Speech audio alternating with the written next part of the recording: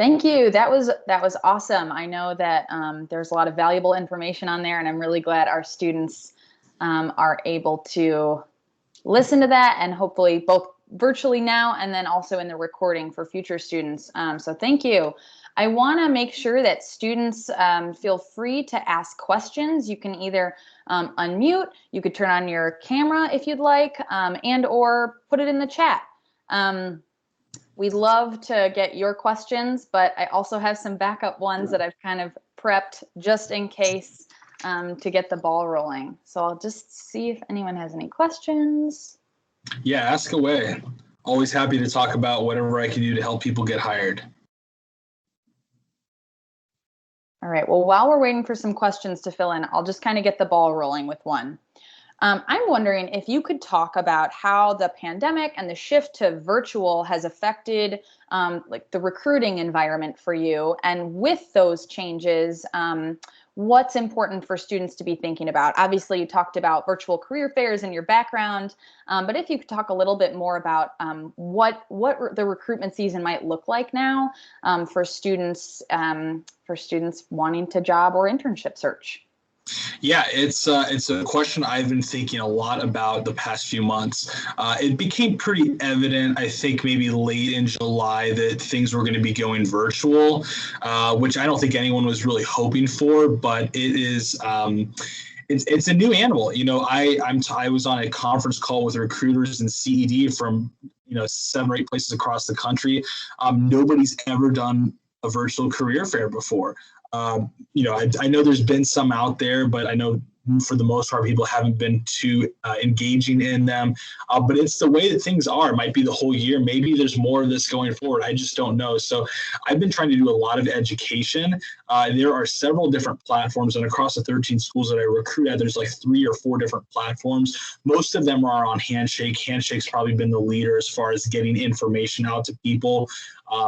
But you just have to learn it. I mean, I think that I think as a recruiter and as a student, you have sort of a first mover opportunity this fall to be better than your competition, right? Whether it's the companies that are hiring or whether it's other students looking for jobs.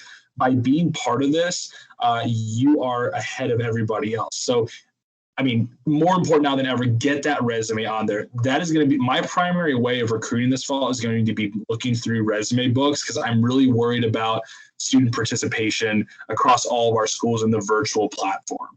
We already had enough trouble sometimes getting students to come to the in-person career fairs, but be active on LinkedIn. Make sure your LinkedIn profile is up to date. And your LinkedIn in a way should mirror your resume. I'm always looking at students' LinkedIn. It's really disappointing when you don't have a picture, you don't have any job experience on there. Like, take some time, and it's not always easy, but once you get it going, it should be pretty easy to maintain and have a presence on LinkedIn. But again, just be responsive. And I think, like I said, for me, I'm going to be making a lot of phone calls, be looking through a lot of resumes, doing activities like this. And I'm grateful, North Central's been pretty engaging in doing these types of activities, but it sort of varies. And I think that there are jobs out there. I know I've talked to a lot of my recruiting peers at other companies at some of the schools I recruit.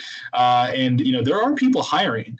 But it's going to be harder than ever to get those jobs. And so the early bird's going to get the worm. If you're a senior, don't wait until the spring. Don't say, well, we'll probably have an in-person career fair in the spring. I'll just sort of figure things out then. That may not happen, and you may be dealing with the same thing. So get to know it now and do everything you can to as many touches as possible. That's both for the student and for me as a recruiter. Awesome. Thanks. I know, Heidi, you have your hand up. I do. We did have a question come in through the chat. Actually, Awesome. A couple of questions related to LinkedIn. So wanted to get your thoughts, Eric, around timeline and the LinkedIn URL in the resume. So in general, if you meet someone, what's some good etiquette or timeline around requesting them in LinkedIn? And also, if a student adds their URL on their resume, are you looking at that? So that's a good question. I think my dog might have a question too. We'll get to him later. But as far as connecting with people on LinkedIn, I would always say do that within 24 hours. Maybe not like the second after you talk to somebody, but maybe that evening connect with them. I think it sort of keeps people fresh in your mind. And again, it shows that you're engaged. You're taking a step. And come on, how hard is it to look somebody up on LinkedIn and click connect? Some people include a brief message. I think that's a great opportunity to say, hey, it was nice to meet you. And, maybe a sentence or two. I think that's a great way to connect. I like seeing what students are up to. There's some students that we've recruited that maybe didn't come to work for us. It's just interesting to see how people evolve with their careers. As far as the URL on the resume, that's always been something that I think that in person, when you're handing the resume, that doesn't matter.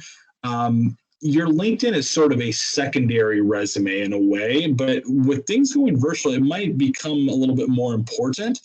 I would say, yeah, I think that is a good idea to put on the resume. That's not something I ever put on my resume, but I think that's a good idea. Just make sure that your LinkedIn is in good shape, right? Don't put a link and then your LinkedIn really isn't any good, but that your information, again, your contact information, all that should be on the resume already.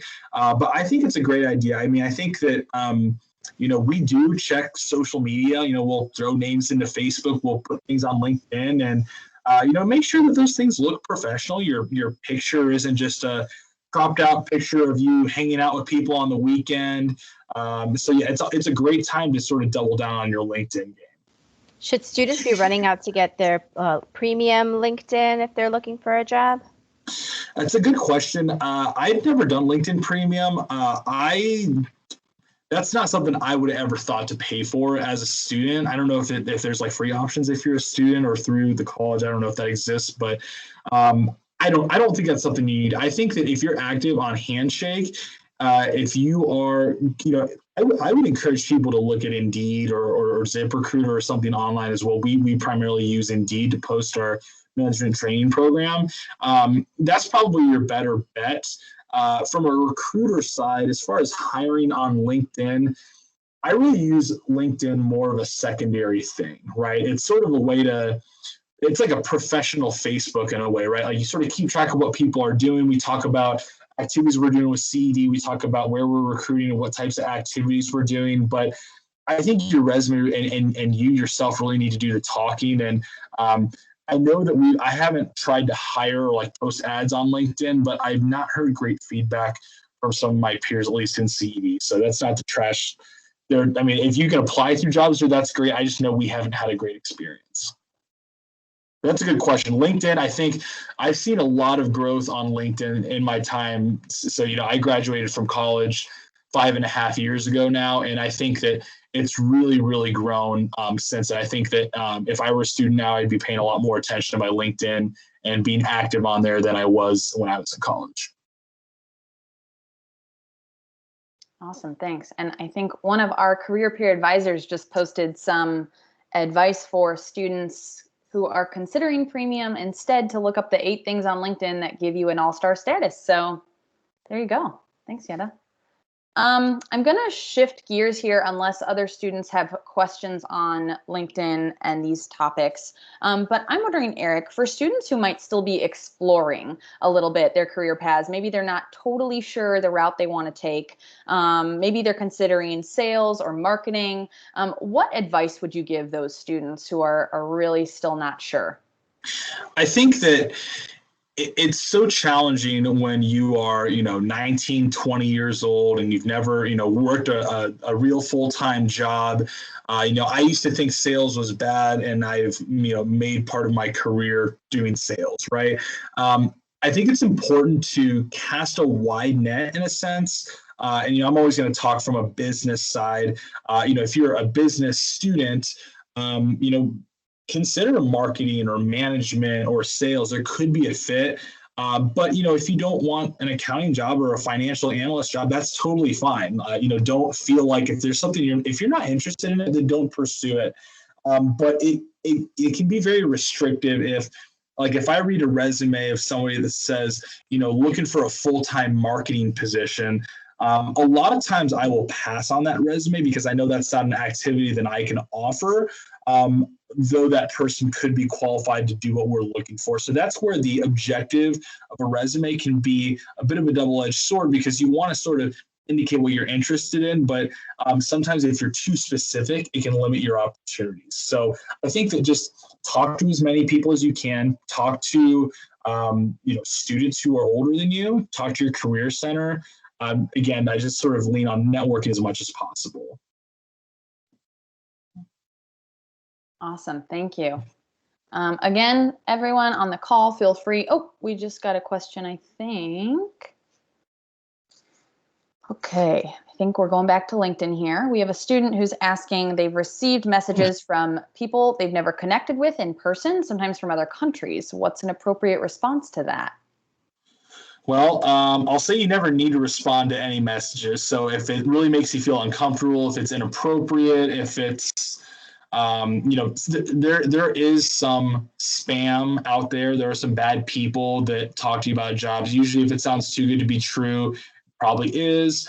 Look, you can always look at their profile and sort of see, okay, what is this? Because, it's not uncommon. I typically don't reach out to students on LinkedIn. I sort of prefer to, find a way to reach out to them more directly, whether it's calling them or emailing them. Maybe I'm unique in that sense, but I think that you probably will get some like in-mail or some messages, say, hey, we have an opportunity. Respond to all those, right? Like there's somewhere it's very easy to click, no, I'm not interested.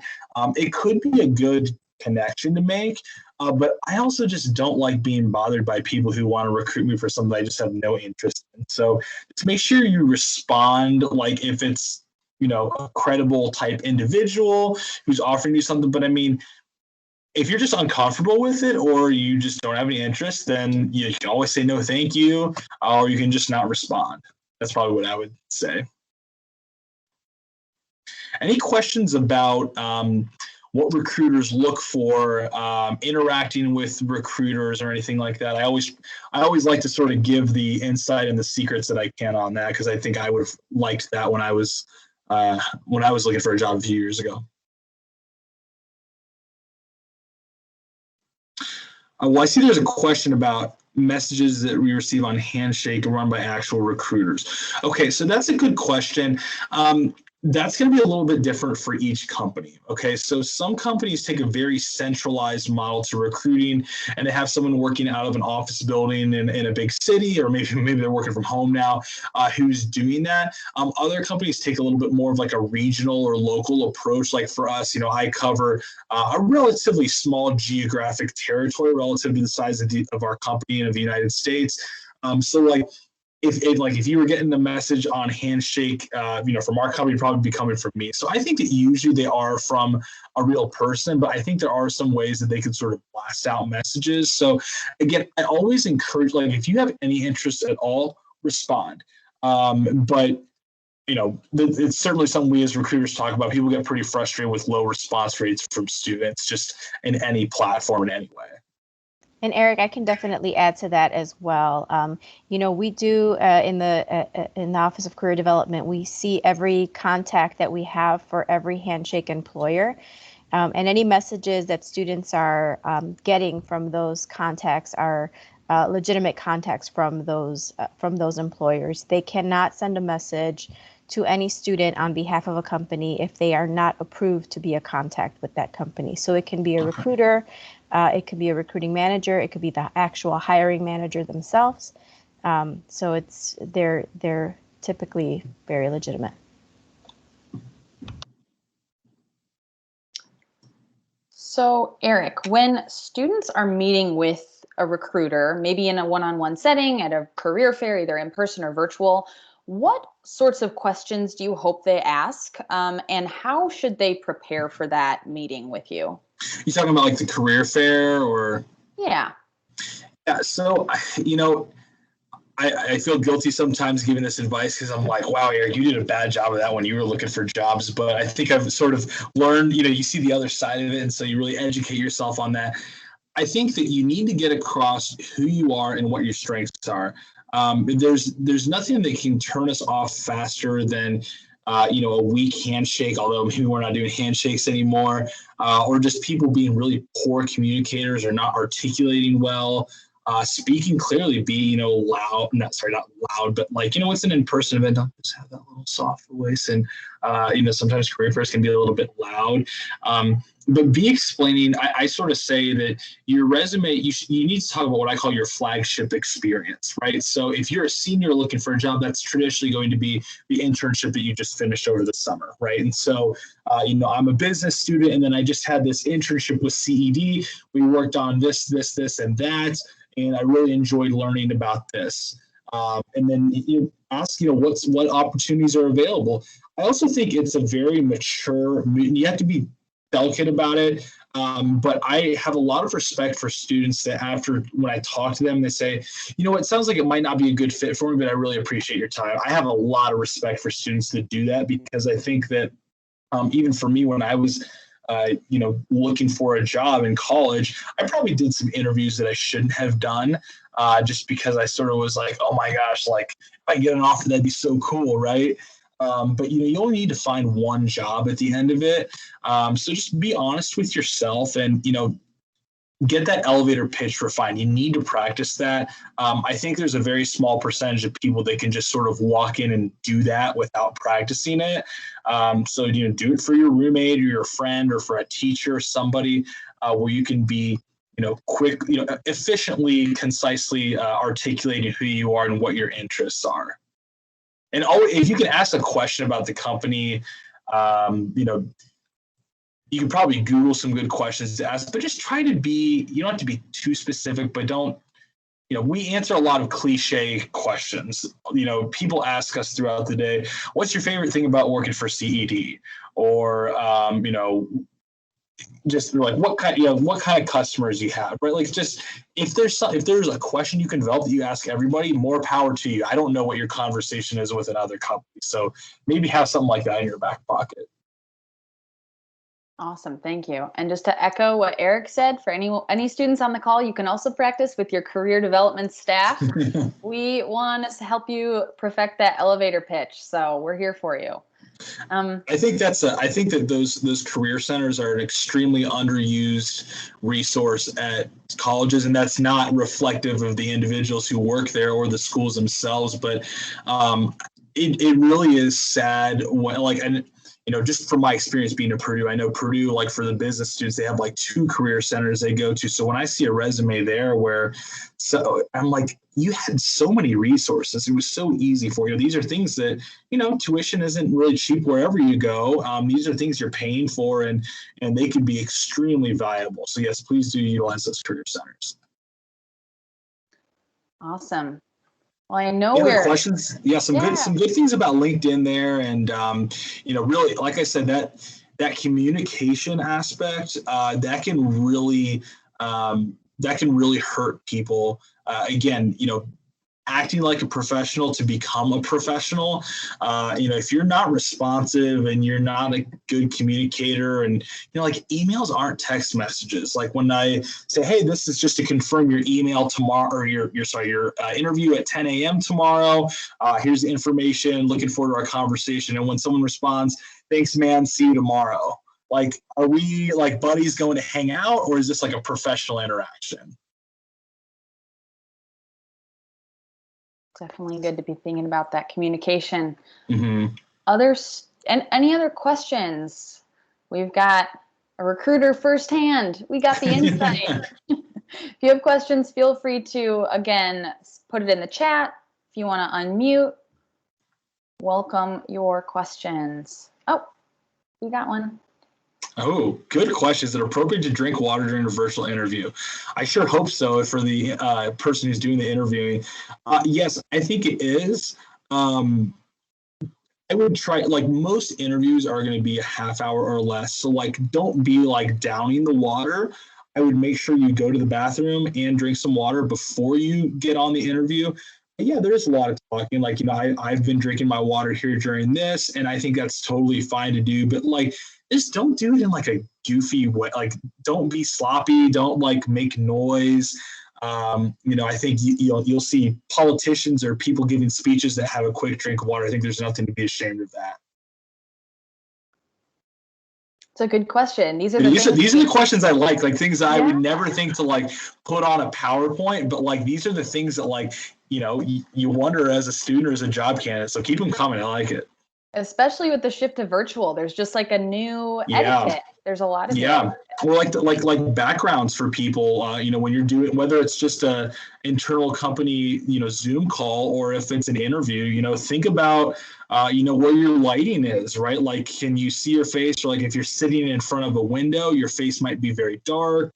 So, you know, make sure like when it gives you that camera preview, like log into that meeting a few minutes before to give yourself a chance to like, oh gosh, like that looks weird, or oh, I need to move this because this is behind me. But like make sure you're sitting. I had one time I had this guy who like wanted to stand for an interview, and I don't obviously like didn't know exactly where he was, but it was really awkward the whole time. He was like standing there and he kept like shifting around. So yeah, a lot of new things that we hadn't really thought about.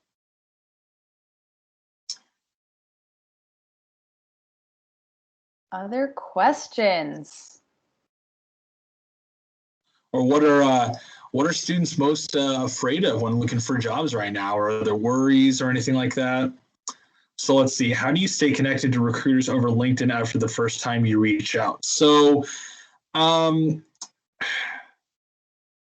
is a good question. And I don't know if I have a perfect answer for it. So what I think you're asking is, okay, so a continuous relationship. Okay, I'll say this. Of course, like in-person events, I think are going to return eventually, but maybe not right now. I really like, and again, I have a lot of respect for students who I've interviewed and we've passed on, and they come up and shake my hand and ask me how I'm doing. I think that says a lot about an individual. Will it change our mind on you? Probably not, but I just think that that's such a great thing. And if there's anything I can ever do to help that individual, I'm a lot more motivated to do that. But I think that, yeah, really it's great to stop by somebody's booth at the career fair. I mean, honestly, ask them like, hey, listen, I'm getting back to school this year. Would you mind just looking over my resume? I would really appreciate if you had some time to do some feedback. Like, I don't get a lot of requests like that. So, like, you know, be respectful of people's times, but I think that's a totally fair thing. You're also putting your resume in front of somebody. So that could be a good option as well. But I mean, you know that LinkedIn isn't like hey, what's going on? Did you catch the Cubs game or whatever it was? So that can be a little bit challenging. I just think it's important to sort of be active on LinkedIn, and you know, you can like or comment on posts. You know, some are a little bit more susceptible to conversation, and so that can be a good way too. But you know, you also have to remember that anybody can see that, so just be careful what you say and do. You know, it's usually obvious when something's like really bad, but just remember that like, what might somebody think by me posting this? It's not easy to develop like a continuous relationship virtually, but I think you really have to rely on that in-person interaction. And, you know, like I said, it is very impressive when a student, even though you said no to them, they continue to sort of, you know, be respectful and say, oh, hi, how are you? Or ask questions. I can think of a few people in my time that have done that. We only have like 2 minutes left in this conversation, so I think if I can indulge, I'd love to ask the last question. Sure. And ask specifically, Eric, if students are interested in working with you and working with CED, where can they find your job posts and how can they connect with you?